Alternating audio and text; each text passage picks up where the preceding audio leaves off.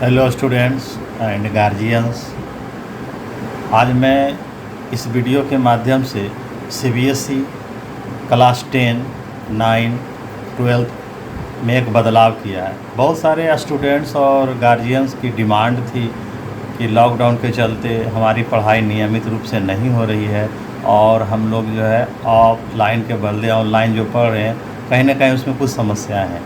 इसलिए डिमांड थी, गवर्नमेंट से भी थी और मानव संसाधन विकास मंत्रालय से भी थे कि हमारा कम से कम 30% जो है सिलेबस को क्या कर दिया जाए, घटा दिया जाए। तो आज मैं मैथमेटिक्स सब्जेक्ट को लेकर उपस्थित हुआ हूँ। इस वीडियो के माध्यम से मैं बताऊँगा कि हमारे क्लास 10 के मैथमेटिक्स सब्जेक्ट में 30% में वो क्या क्या हटाया गया है।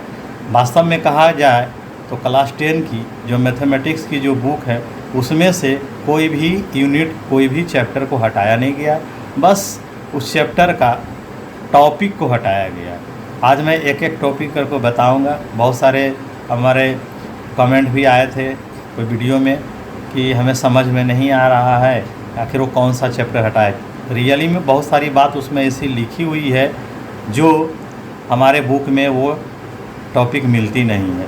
तो मैं आज उसी के बारे में पूर्णतः विस्तार से बताएंगे। फिर नेक्स्ट वीडियो में हम साइंस के बारे में पूरी तरह से क्या करेंगे, बताएंगे। तो आप वीडियो तक अंत तक देखें। अगर आप मेरे चैनल पर नए हैं तो सबसे पहले चैनल को सब्सक्राइब कर दें। इस चैनल पर हमारी क्लास 10 की वीडियो बन रही है, आप देख सकते हैं, डिस्क्रिप्शन में उसका लिंक भी दिया हुआ है। और वीडियो के अंत में हम ये भी बताएंगे कि मैथमेटिक्स में हम कम समय में अच्छे स्कोर कैसे लाएंगे, है ना। ये चीज़ हम आपको बताएंगे। तो आगे देखिए, हम स्टेप बाय स्टेप हर एक चैप्टर का बताते हैं। अब देखते हैं, आप एनसीईआरटी बुक को फॉलो करेंगे स्टूडेंट्स। ये सिलेबस जो है एनसीईआरटी के अनुसार दिया गया हुआ है। तो हम एक जगह लिख दिए हैं, यूनिट है लिखा हुआ, उसके बाद चैप्टर का नाम है और जो टॉपिक को हटाया गया वो हमने लिख दिया है टॉपिक रिमूव्ड। ये आपको ध्यान में रखना है कि सिर्फ 2021 के लिए ही लागू है, नेक्स्ट ईयर के लिए लागू नहीं। तो सबसे पहले देखिए, आपका जो यूनिट है नंबर सिस्टम है और नंबर सिस्टम में हमारा रियल नंबर एक चैप्टर है। तो रियल नंबर चैप्टर में क्या है, एक यूक्लिड डिवीजन लेमा एक टॉपिक पढ़ने का है। तो उस टॉपिक को हटा दिया गया और वो टॉपिक से रिलेटेड कौन सा एक्सरसाइज है स्टूडेंट, ये आप जान लें, इसलिए कन्फ्यूजन में ना रहे। वो एक्सरसाइज नंबर क्या है, 1.1, यानी 1.1 आपको पढ़ना नहीं है। और ये ध्यान रखना है, जो डिलीटेड कर दिया गया है, जो रिमूव्ड कर दिया गया है, वो एग्ज़ाम में आएगा नहीं, इसलिए कोई कन्फ्यूजन में ना रहें। सेकंड हमारा आता है अलजेब्रा।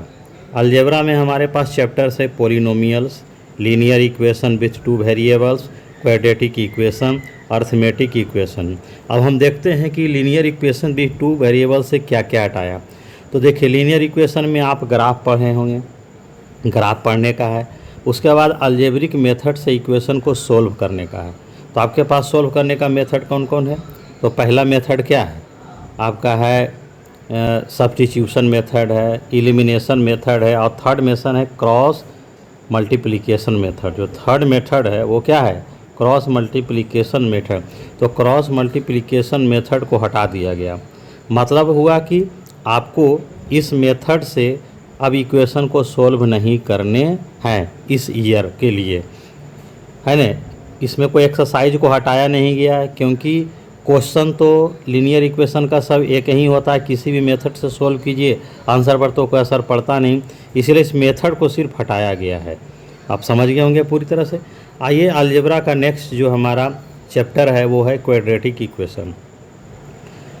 क्वाड्रेटिक इक्वेशन, तो क्वाड्रेटिक इक्वेशन में क्या है कि जो प्रॉब्लम्स होते हैं, कहीं कहीं हम लोग देखते हैं कि x पावर 4 पर भी प्रॉब्लम हो आते हैं। आखिर एनसीईआरटी में ऐसा कोई क्वेश्चन नहीं है, है ना। तो लेकिन आर एस अग्रवाल वगैरह में कुछ क्वेश्चंस हमारे पास दिए हुए रहते हैं। तो जिसको हम लोग क्या करते हैं, क्वाड्रेटिक इक्वेशन यानी पावर 2 में चेंज कर फिर हम क्या करते हैं, सोल्व करते हैं। तो मे भी हो सकता है इसमें कुछ बड़ प्रॉब्लम जो डिफ़िकल्ट होंगे, शायद वो प्रॉब्लम को हटाया गया है, ध्यान में रखिएगा। और आपका एक चैप्टर पॉलिनोमियल्स हमने छोड़ दिया था, इसमें आपको एक्सरसाइज 2.4 और एक्सरसाइज 2.5 यही दोनों पढ़ना नहीं। 2.5 तो कंप्लीट रूप से नहीं पढ़ना और 2.4 में एक आध क्वेश्चन पढ़ना है, ये ध्यान में रखिएगा। इसमें एगो है relation between coefficient and zero, वो हटा दिया गया। और एल्गोरिदम वाला जिसमें डिवाइड देना है और डिवाइड को चेक करना है, वो चैप्टर को हटा दिया। तो वो जो क्वेश्चन है वो 2.5 एक्सरसाइज में है और कोफिशिएंट वाला किस में है, 2.4 में है। तो इसमें से एक क्वेश्चन को हटाया गया, मान के चलिए, क्योंकि वो टॉपिक्स है तो उस क्वेश्चन को हटाया गया और 2.5 को पूरी तरह से हटा दिया गया है। अब आता है अर्थमेटिक इक्वेशन। अर्थमेटिक इक्वेशन में 2 चैप्टर पढ़ने का, एक टर्म का चैप्टर है जो 5.2 है और एक एसन का है, सम ऑफ nth टर्म। तो सम ऑफ nth टर्म यानी एक्सरसाइज 5.3 को पूर्ण रूपेण से हटा दिया गया, इस बार उससे क्वेश्चंस नहीं आएंगे। अब आते हैं हम लोग कोऑर्डिनेट ज्योमेट्री को देखते हैं। कोऑर्डिनेट ज्योमेट्री में हमारा जो है 3 चैप्टर पढ़ना है। पहला पढ़ना क्या है, पहला पढ़ना है डिस्टेंस फार्मूला, सेकेंड में पढ़ना है सेक्शन फार्मूला और थर्ड में पढ़ना है एरिया ऑफ ट्रायंगल। जो एक्सरसाइज 7.3 में है तो एरिया ऑफ ट्रायंगल को पूरी तरह से रिमूव कर दिया गया, यानी एक्सरसाइज 7.3 से इस बार क्वेश्चंस नहीं पूछे जाएंगे। अब आते हैं ज्योमेट्री में। ज्योमेट्री में मेरा चैप्टर है ट्रायंगल्स है और सर्किल, मुख्य रूप से 2 चैप्टर है और एक कंस्ट्रक्शन आ जाता है। तो ट्रायंगल्स में कुछ नहीं किया गया, बस एक थ्योरम 6.6 एरिया का थ्योरम है वो हटा दिया गया और उससे रिलेटेड एक्सरसाइज चूँकि 6.4 है तो ऑटोमेटिक वो हट जाएगा। थ्योरम 6.6 हटा तो इसका जो एक्सरसाइज 6.4 है वो ऑटोमेटिक हट गया। फिर कन्वर्स पाइथागोरस थ्योरम को हटा दिया गया, यानी वो थ्योरम नंबर 6.9 है। अब इससे रिलेटेड जो भी क्वेश्चन होगा ऑटोमेटिक हट जाएंगे, यानी कन्वर्स पाइथागोरस थ्योरम से एग्जाम में क्वेश्चन नहीं पूछा जाएगा। तो इससे तो 2-4 क्वेश्चन रहता है, कभी कभी इसका यूज होता है, मेन रूप से पाइथागोरस का यूज होता है। तो समझिए आपको एक्सरसाइज इससे कोई नहीं है, जो 1-2 क्वेश्चन जहाँ यूज होगा वो एग्ज़ाम में पूछे नहीं जाएंगे, लेकिन आप पढ़ लीजिएगा, आपको आगे भी काम देगा। इससे बचने से आपका कोई भला नहीं होने वाला है। सर्किल चैप्टर 1 है, एक एक्सरसाइज उसमें है, इसमें कोई डिरेक्टर नहीं हुआ, वो जैसे के जैसे है ना।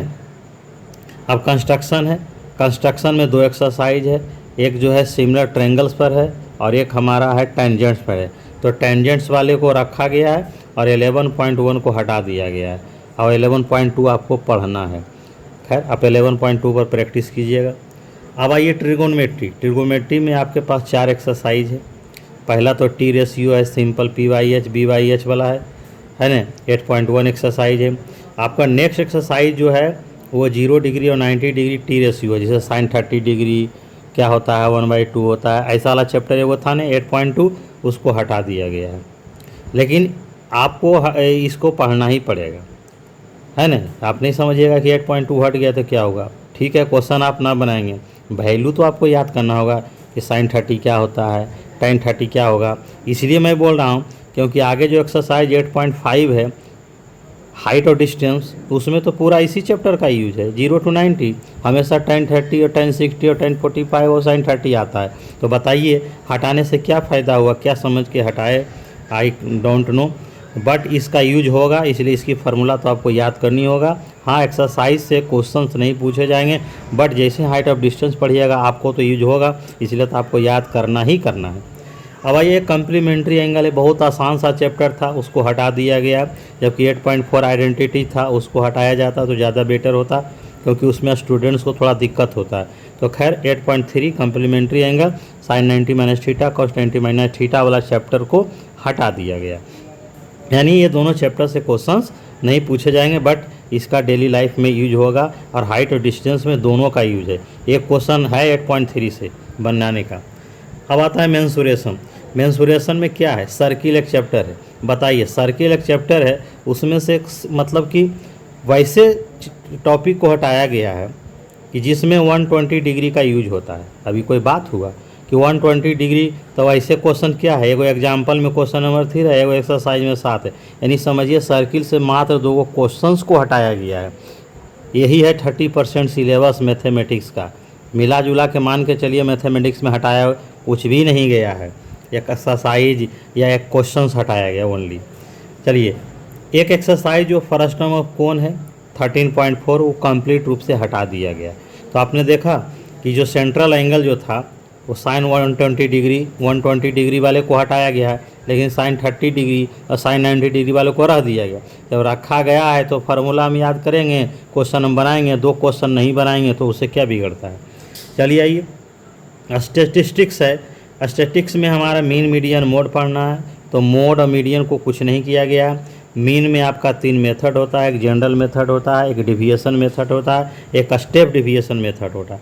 तो देखिए स्टूडेंट्स, स्टेप डिविएशन मेथड के द्वारा आपको अब मीन नहीं निकालना है। आप 9 में भी पढ़े होंगे, यानी 14.1 में कुछ क्वेश्चन है तो हम इसको क्या कर सकते हैं, क्योंकि तो हर मेथड का तो क्वेश्चन एक ही होता है, सिर्फ ही मेथड नहीं पढ़ना है, बस यही समझ लीजिएगा। इसको एक्सरसाइज से भी कुछ लेना देना नहीं, मात्र एगो एक्सरसाइज NCERT में 14.1 है और उसी को कोई भी मेथड से बनाए, वही क्वेश्चन को तीनों मेथड से बनाना था, तो समझिए उसी का कोई क्वेश्चन नहीं बनाइए। अब एगो आता ओजाइव, ओगिव नहीं है, ओजाइव है। ओजाइव ग्राफ होता है, कम्युलेटिव कर्व भी बोलते हैं।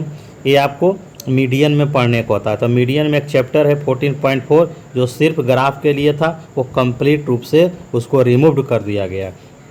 प्रोबेबिलिटी में कहीं कुछ नहीं किया गया है, आपको पूरी तरह से प्रोबेबिलिटी पढ़ना है।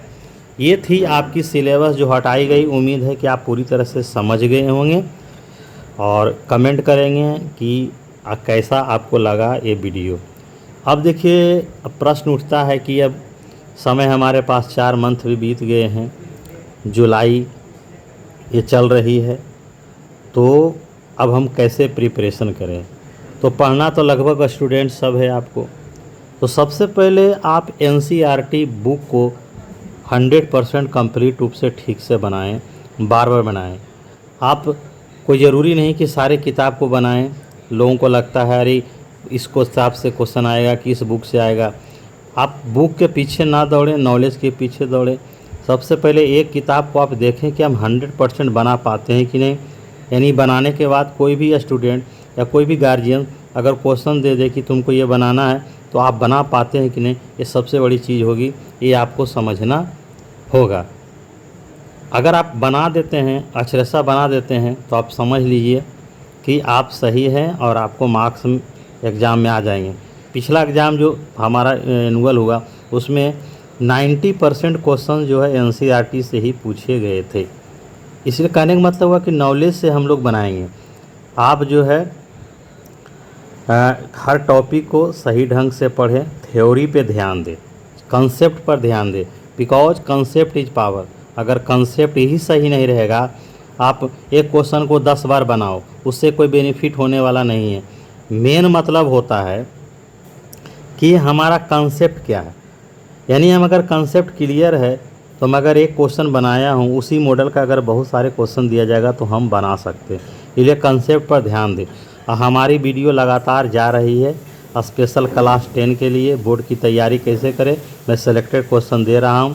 अभी पिछला आज मैं मॉर्निंग में अर्थमेटिक प्रोग्रेशन का वीडियो भी डाल दिया हूँ, आप हमारे चैनल से ज़रूर देखें। पूरी कंसेप्ट आपको दी गई है। अगर आप पूरी कंसेप्ट को देखते हैं, समझते हैं, तो मेरा दावा है कि आप 100% एग्ज़ाम में नंबर लाएंगे। बुक के पीछे ना दौड़ें, कंसेप्ट के पीछे दौड़ें। किसी एक किताब को सही ढंग से बनाएं।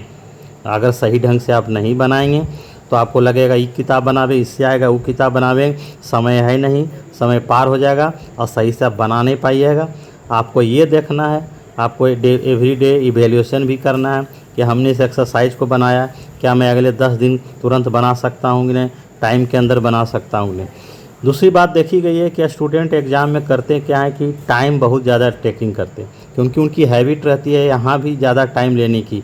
नतीजा उस एग्ज़ाम में, मेन एग्ज़ाम में क्या होता है कि टाइम का प्रॉब्लम होता है। इसलिए आप समय सीमा के अंदर क्वेश्चंस को बनाएं।